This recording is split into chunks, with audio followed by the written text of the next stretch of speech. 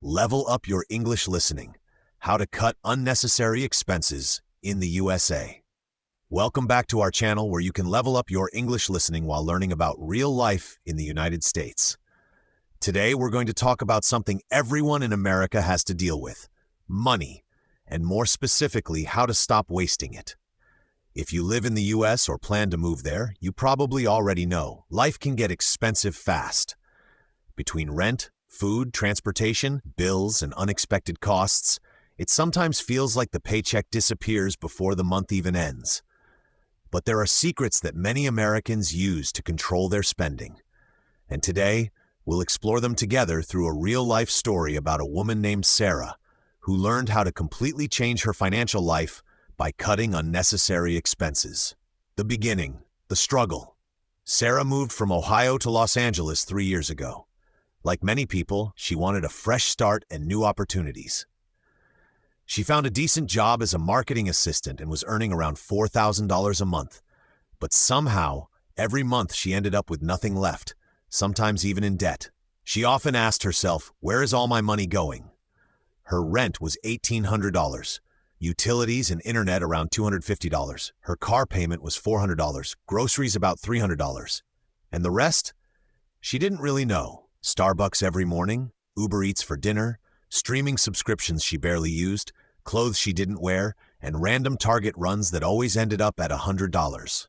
It's a pattern most Americans can relate to, spending little by little until it adds up to a lot. The realization. One night, Sarah's credit card was declined while buying groceries. She was embarrassed. She had a good job, yet no savings. That night, she sat down with her laptop and started writing every single expense from the last 2 months. She couldn't believe the numbers. More than $1,000 a month in unnecessary spending. That moment changed everything. She decided to learn what Americans call budgeting, the art of managing your money wisely. Step 1. Tracking and awareness. The first secret to reducing unnecessary expenses is awareness. Many people don't realize how much they actually spend because everything happens automatically. Apple Pay, Amazon orders, subscriptions, and credit card swipes. Sarah downloaded a free app called Mint to track every expense automatically. She also printed a simple spending tracker sheet and wrote down what she spent every day. After 1 week, she noticed patterns. She was spending $250 a month on coffee and snacks, $180 on random Amazon purchases, and $120 on streaming services she rarely used.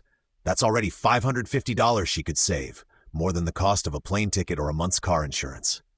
Step 2. Cancel and simplify. The second secret is simplify. Most Americans subscribe to too many things: Netflix, Hulu, Disney+, Spotify, Apple Music, gym memberships, magazine apps, and delivery passes. Each one looks small, maybe $10 or $15, but together they can reach hundreds of dollars every month. Sarah made a rule. If she didn't use something at least twice a week, she would cancel it. She kept one streaming app and deleted the rest. She started running in the park instead of paying $60 for a gym she never visited. She also looked at her phone bill. She was paying for unlimited data she didn't need. She switched to a smaller plan and saved another $40 a month. Step 3. The food trap. The third secret is cook more, order less. Food is one of the biggest hidden expenses in America. An average restaurant meal costs between $15 and $25 per person. Fast food seems cheap, but adds up. Delivery apps like DoorDash or Uber Eats charge service fees and delivery fees, sometimes doubling the meal price. Sarah used to order dinner 4 or 5 times a week. She spent around $400 a month just on delivery. So she challenged herself. For 30 days, she would only cook at home.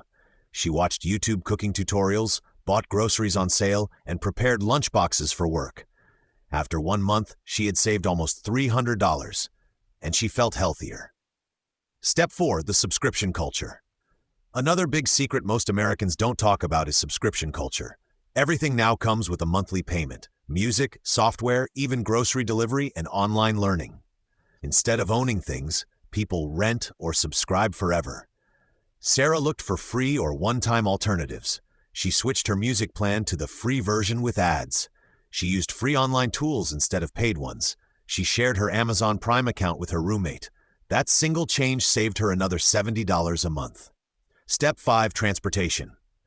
In big cities like Los Angeles, transportation can eat up a lot of money. Gas, parking, maintenance, and car insurance. Sarah's car payment and insurance together were $600 a month. She realized she was spending that just to drive to work, only 5 miles away. So she tried taking the metro and occasionally carpooling. It wasn't always perfect, but it worked. After selling her car, she saved more than $500 a month, and her stress dropped. In smaller American cities, a car is often necessary. But even then, there are ways to save, like buying a used car instead of a new one, comparing insurance rates online, and keeping tires inflated to save gas. Step 6. Energy and utilities. One of the smartest things Sarah learned was how to reduce her electricity bill. She unplugged electronics when not in use, switched to LED bulbs, and turned off the AC when she wasn't home. She started using a fan instead of air conditioning at night. In winter, she kept the thermostat 2 degrees lower and wore warmer clothes. These small changes saved her about $50 to $60 a month. She also switched her internet provider to a cheaper plan that was just as fast.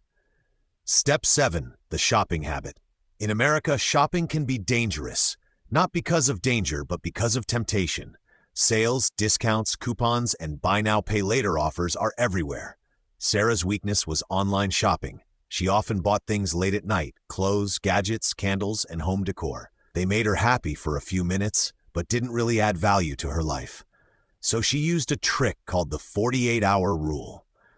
Whenever she wanted to buy something online, she waited 2 days.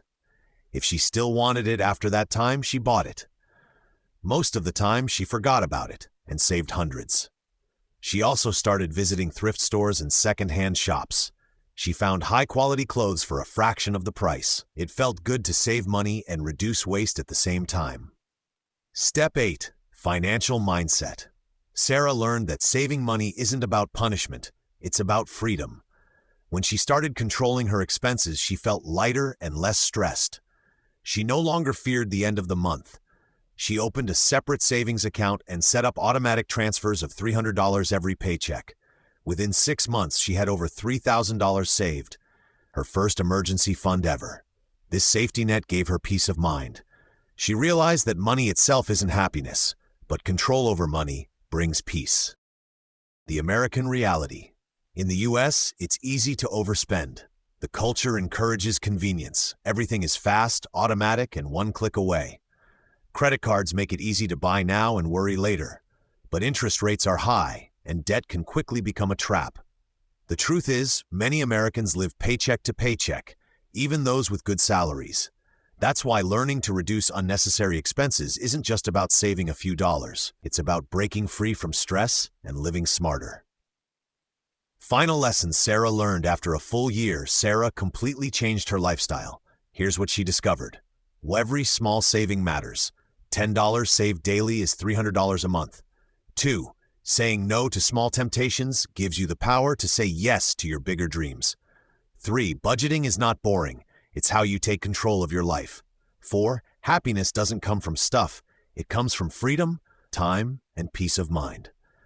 Sarah wasn't rich. She didn't win the lottery. She just became smarter and more intentional about where her money went. Real-life examples. Other Americans use similar tricks. Tom, a teacher from Texas, saved $200 a month just by bringing lunch to work. Maria, a single mom in Florida, switched to shopping at discount grocery stores and saved $1,000 a year. James, a student in Chicago, cut his coffee shop habit and paid off his student loan faster. Small steps, big results. The big message.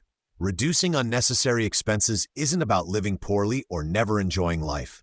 It's about being aware and intentional. In the US, there are endless ways to spend, but also endless opportunities to save. Whether you live in a big city like Los Angeles or a small town in Ohio, the key is the same. Track your money, cut what you don't need, and value what truly makes you happy. Because the real wealth is not in how much you earn, but in how wisely you spend. Thank you for listening to this story. If you enjoyed learning practical English with real US stories, don't forget to like, comment, and subscribe. What about you? What's the one expense you could cut this month? Share in the comments below. Keep learning, keep growing, and see you in the next episode of Level Up Your English Listening, where real stories teach real English for real life.